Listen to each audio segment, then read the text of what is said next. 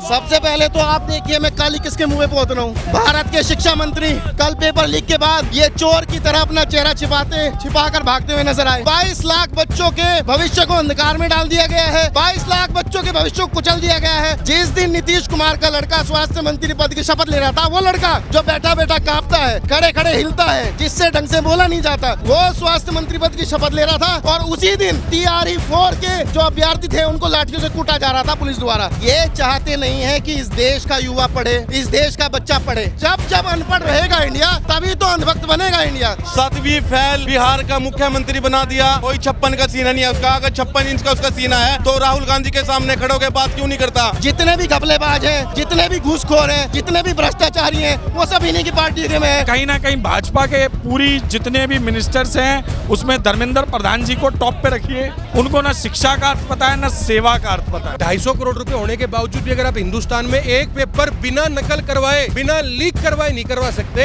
ऐसे कॉम्प्रोमाइज्ड शिक्षा मंत्री का तुरंत प्रभाव से आप इस्तीफा लो। जिस तरह से नीट का पेपर लीक हुआ है, आप लोग प्रदर्शन कर रहे हैं, क्या कहना चाहेंगे? सबसे पहले तो आप देखिए मैं काली किसके मुंह पे पोत रहा हूँ। भारत के शिक्षा मंत्री कल पेपर लीक के बाद ये चोर की तरह अपना चेहरा छिपाकर भागते हुए नजर आए। 2024 में क्या कह रहे थे कि मैं सवालों से नहीं भागता हूँ, मैं पेपर लीक पे हो रहे सवालों से नहीं भागता हूँ। कल ये चोर की तरह अपना चेहरा छिपाकर भागते हुए नजर आए। क्यों? क्योंकि इनको पता है कि 22 लाख बच्चों के भविष्य को अंधकार में डाल दिया गया है। 22 लाख बच्चों के भविष्य को कुचल दिया गया है। और ये तो अभी 22 लाख है। पिछले 10 साल में 2 करोड़ से अधिक बच्चों के भविष्य को इसी तरीके से बर्बाद किया गया। क्योंकि 10 सालों में 89 परीक्षाएं, 89 परीक्षाएं रद्द हो चुकी हैं, कैंसिल हो चुके हैं।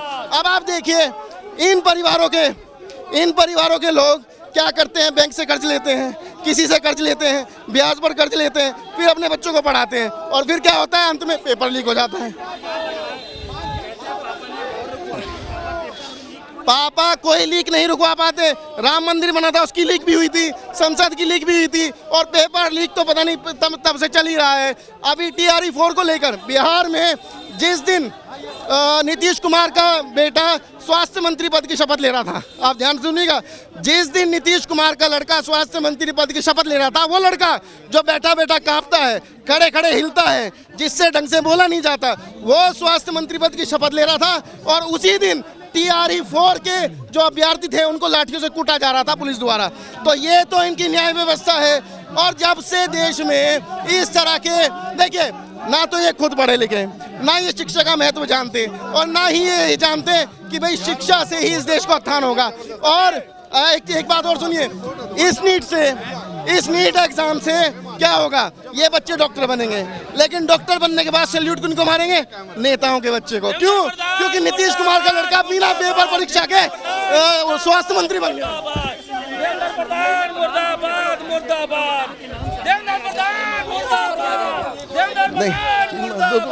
नेताओं के नाम सामने आए हैं, राजस्थान में तमाम लोग गिरफ्तार हो रहे हैं, क्या? सारे घपलेबाजों के सरगना यही हैं। जितने भी घपलेबाज हैं, जितने भी घूसखोर हैं, जितने भी भ्रष्टाचारी हैं, वो सब इन्हीं की पार्टी में है। 2016 में नरेंद्र मोदी जी ने शुभेंदु अधिकारी की एक वीडियो जारी की थी पश्चिम बंगाल के चुनाव प्रचार में, और आज 3 दिन पहले उसी बंदे की पीठ थपथपाते उसको मुख्यमंत्री पद की शपथ दिला रहे थे। उधर जो है स्वर्गवासी अजीत पवार जी, वो भी भारतीय जनता पार्टी में शामिल हुए थे। तो ये तमाम वो लोग हैं, अशोक चौहान है, न जाने कितने नाम हैं, नरवणे हैं, तो ये वो तमाम लोग हैं जिन पर भ्रष्टाचार के आरोप लगे और बाद में भारतीय जनता पार्टी में शामिल हो गए। 89 पेपर लीक हुए हैं, सरकार पेपर लीक को रोक क्यों नहीं पा रही? दावा तो होता है बहुत मजबूत। ये चाहते नहीं है कि इस देश का युवा पढ़े, इस देश का बच्चा पढ़े। पढ़ेगा तो सवाल करेगा, और सवाल करेगा तो इनकी सरकार बनेगी नहीं। तो जब अनपढ़ रहेगा इंडिया, तभी तो अंधभक्त बनेगा इंडिया। तो ये चाहते हैं कि अधिकांश मात्रा में इस देश का जो युवा है वो अनपढ़ रहे, क्योंकि ये खुद भी शाखा के छात्र हैं और उस शाखा में ज्ञान नहीं बताया जाता।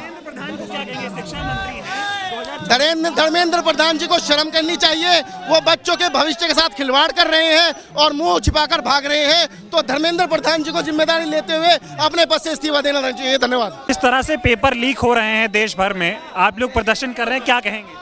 हम तो ये कहेंगे, जब एक नशेड़ी को स्वास्थ्य मंत्री बनाया जाता है तो तब क्यों नहीं ये सरकार बोलती? जब एक नशेड़ी को स्वास्थ्य मंत्री बनाया जाता है तो ये सरकार क्यों नहीं रोकती?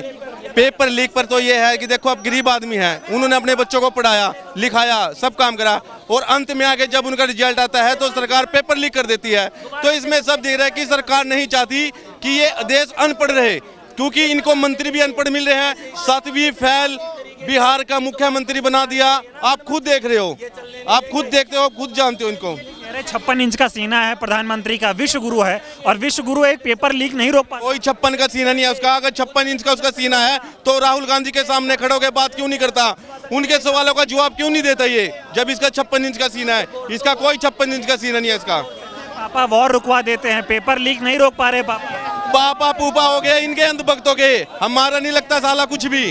ठीक है, पेपर लीक हो रहे हैं, आप लोग प्रदर्शन कर रहे हैं, क्या कहेंगे सरकार पेपर लीक क्यों नहीं रोक पा रही है? सरकार इस देश में कोई काम नहीं कर पा रही है।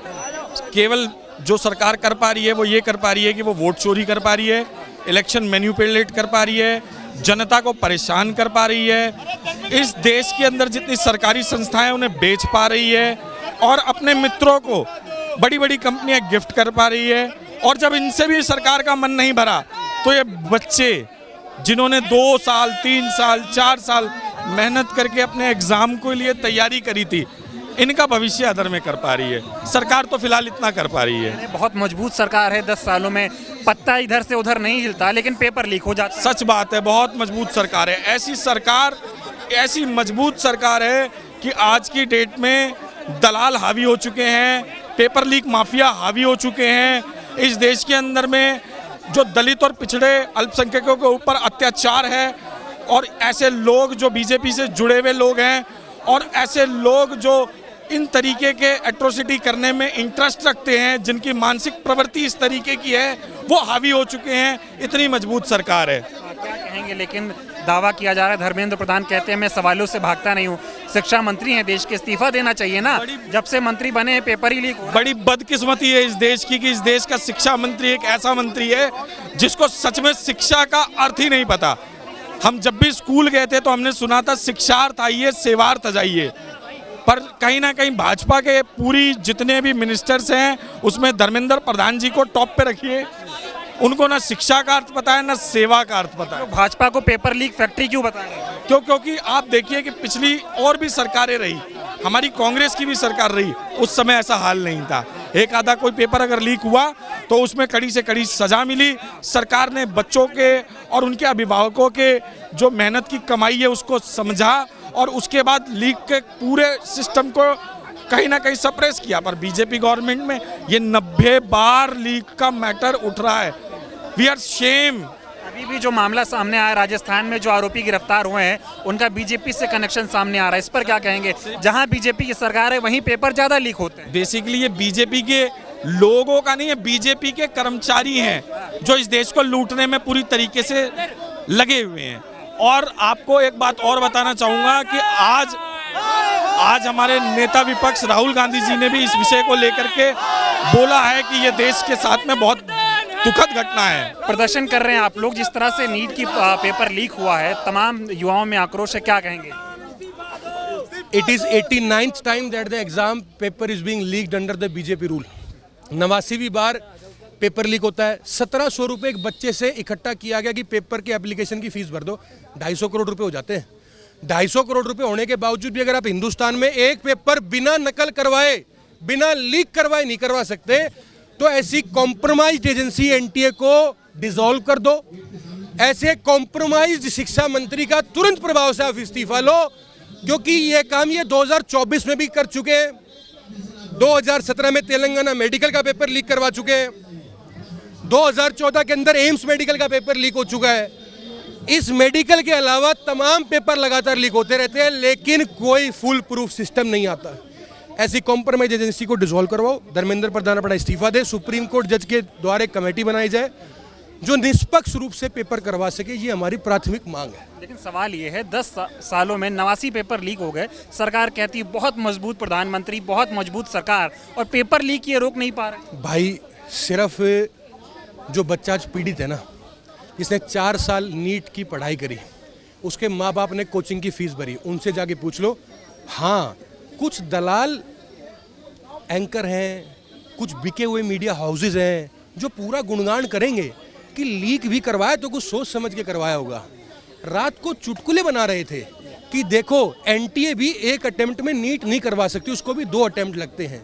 ये चुटकुले, ये मखौल, ये खिल्लियाँ उड़ाने से उन 20 लाख परिवारों का भविष्य आज अधर में है, जिसका जवाब देने वाला कोई नहीं है। आज जो मामला सामने आया है, उदय भानु जी ने जो प्रेस वार्ता भी की, जो लोग पकड़े गए हैं उनका बीजेपी से कनेक्शन सामने आ रहा है, इस पर क्या कहेंगे? जेडीयू का पदाधिकारी संजय सिंह है जो 2017 के अंदर तेलंगाना मेडिकल लीक, 2014 के अंदर एम्स मेडिकल लीक में शामिल था, पेपर लीक में शामिल था। साउथ इंडिया में प्रिंटिंग प्रेस से डायरेक्ट जाता है, क्वेश्चन पेपर खरीद लाता है और फिर उसको ऑक्शन कर देता है। 3,000 रुपये से लेकर 30 लाख तक कितने में भी बोली लगा और पेपर खरीद लो।